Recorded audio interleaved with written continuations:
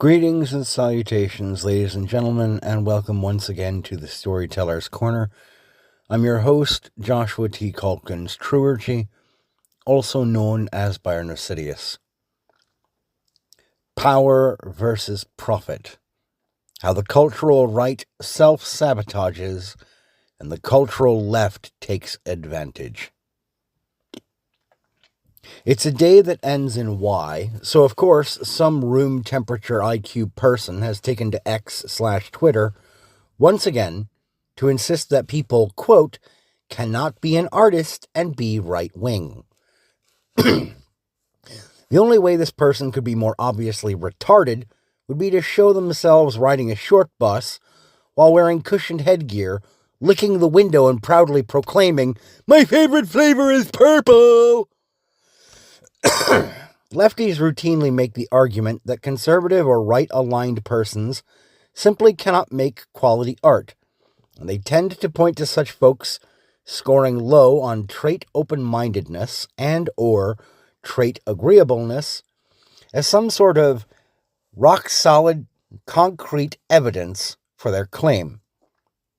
These folks apparently don't know about the Sistine Chapel, or the works of Tolkien and C.S. Lewis, or Peter Gabriel, or insert successful and beloved country western musician here, or any Enlightenment or Renaissance-era painter whose works clearly glorified God and faith, broadly speaking. Being conservative-leaning does not negate one's capacity or skill for art. But it does end up painting a target on your back for leftists to actively try to boycott you and or destroy your chances at success. Right-leaning folks have allowed for complete and total marketplace asymmetric warfare for far too long now, and that has got to stop, because it is a form of self-sabotage that serves the purposes of leftists, generally speaking.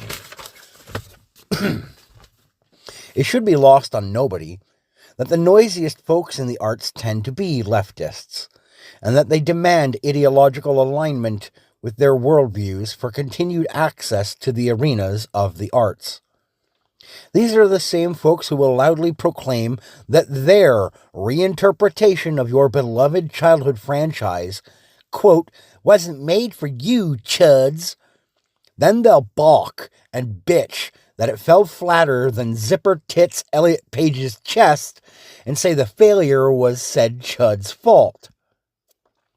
A major set of factors in the right's failure to successfully combat the left in the arts is the demonstrable fact and pattern that right-aligned individuals and organizations have a tendency to avoid financially supporting any endeavor that they aren't the principal financial beneficiary of, and or it doesn't perfectly align with their stated ideological preferences, and or they don't entirely control it.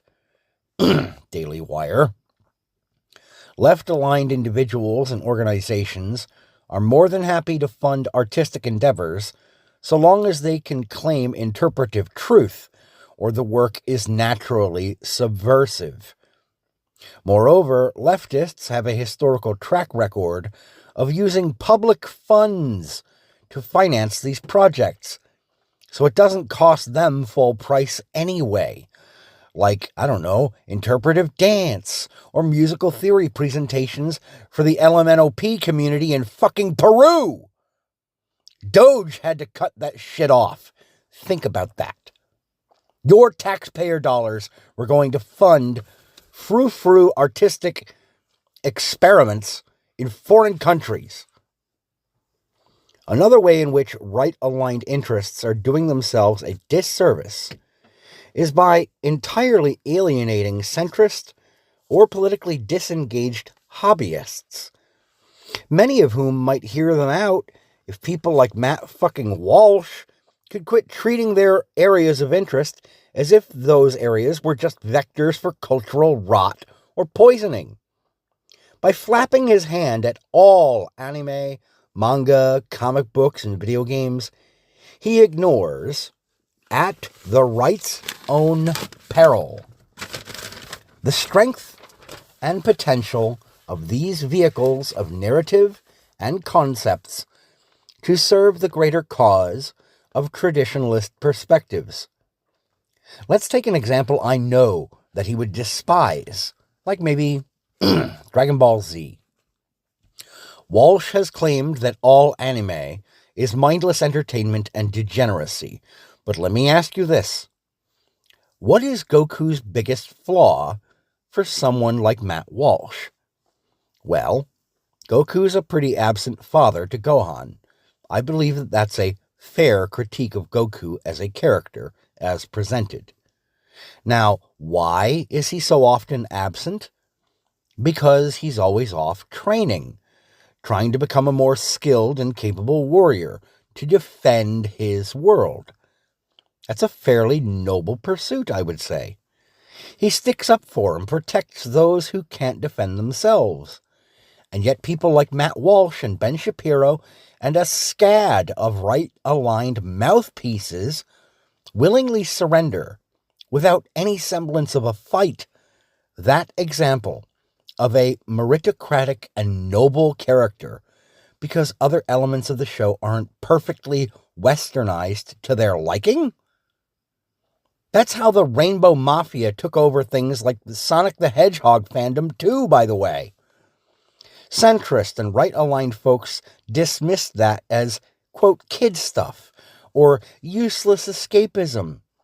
And now it's all overrun by troons and commies who laugh at the murder of Charlie Kirk, I'm looking at you, Emsbury, and demand obedience from anyone wanting to engage actively and publicly with the source material who doesn't fall in line. The same lefty freaks demand female custodies in Warhammer 40k, or they will ree until the fucking cows come home. It's the same people every time. And the right offers no response, no alternative, unless certain moneyed controllers can command the production through and through. In this regard, they are no better than their communist opposition. They really aren't. What happened to the Daily Wire's proposed Bent Key Kids programming? The Tuttle Twins got a few cute animations out there too, but that dried up in a hurry.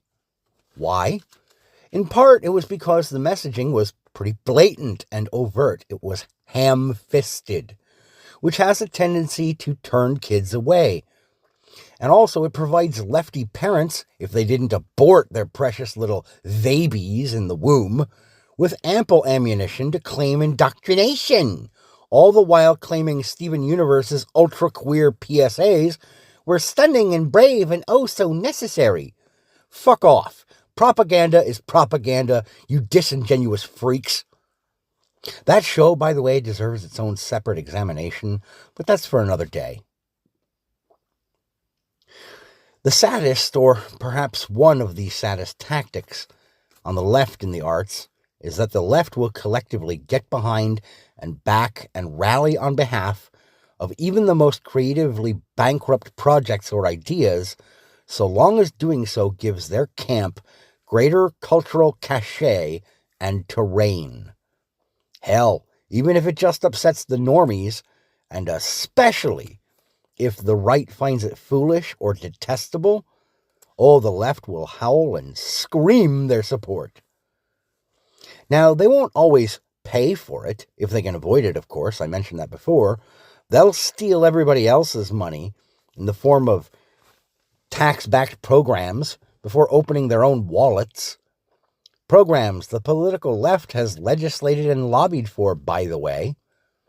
Or they'll get wealthy and ideologically aligned organizations or individuals to bankroll them. Funding those wealthy folks can and will write off on their taxes as philanthropy or a business expense. Leftists never want to spend their own money on their own ideological affairs or projects. These efforts are always funded by somebody else every time they can manage it. And the right had better start doing the same fucking thing, or they'll never catch up. That, or they need to demonstrate why these programs should be axed like they were doing with Doge. The left relies on swarms of collectivist foot soldiers in the arts, taking control of every available avenue of creative distribution and production that they can, thus flooding the zone for offerings. This results invariably in the right having to rely on just a few titans to try and offer a counter, but they refuse to support smaller, lesser-known artistic endeavors, or relinquish any creative control if they offer financial and or mechanical administration, thus watering down the project. Meanwhile, the lesser-known creatives in the right who could be viable with a bare modicum of support from that same ideological audience are dismissed or shunned because they might be competition. And the right is so obsessed with the Highlander model that at this point they will endlessly dogfight with one another rather than give someone outside of their personal control a God's honest chance of scoring a W against leftists in the arts. It's maddening.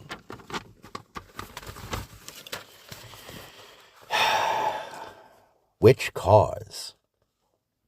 There's a broad concept in both the arts and socio-political dialogue that boils down to the following question. What would you be willing to sacrifice for the cause? In the arts, the question normally implies that the individual artist is willing to sacrifice a certain degree of effort, time, resources, and other possible pursuits in the name of either improving their works or finding success in their field. Many musicians are known to have thrown away their health, their friendships, familial relations, all for a chance at success. In many cases, they are accused of, quote, selling out their artistic priors for commercial success. Storytellers, playwrights, and poets are historically known for sacrificing comfort, stability, or sometimes sanity for the pursuit of narrative excellence. Painters, sculptors, and other physical crafters end up giving up in similar ways as these other artists for improvement or success. Even a modern-day group of artists who work in the creation of video games, and we can visit the question of video games being art or not some other time. It's actually a conversation that I would love to have with other people.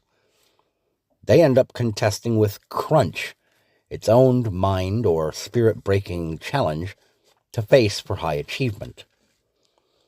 In the current cultural zeitgeist, the question of what the artist will do for the cause has an increasingly opaque translation depending upon socio-political perspective. For the left, the cause is, without hyperbole on my part, the glorious communist revolution or progressivism. For the right, the cause is the profit margin or our profit margin, depending on who's talking to them, at least for the most part. For some, it's one particular branch of Judeo-Christian perspective or ideology. Gone almost entirely are individuals, communities, or organizations framing the cause as the improvement or glorification of the chosen art itself. The left wants to use art as a tool of control and domination. The right wants to use art for profit and domination. The left is willing to throw under the bus anyone that it needs to in order to gain even an inch of ground towards their glorious aim of communist utopia. The right will not do that, but they also don't offer any kind of support to their own lesser knowns. Artists who just want to make art, well, one can only hope that they can navigate the minefield that they now have to traverse. As time goes on, they're running out of options. That's all for now, ladies and gentlemen. Cheers.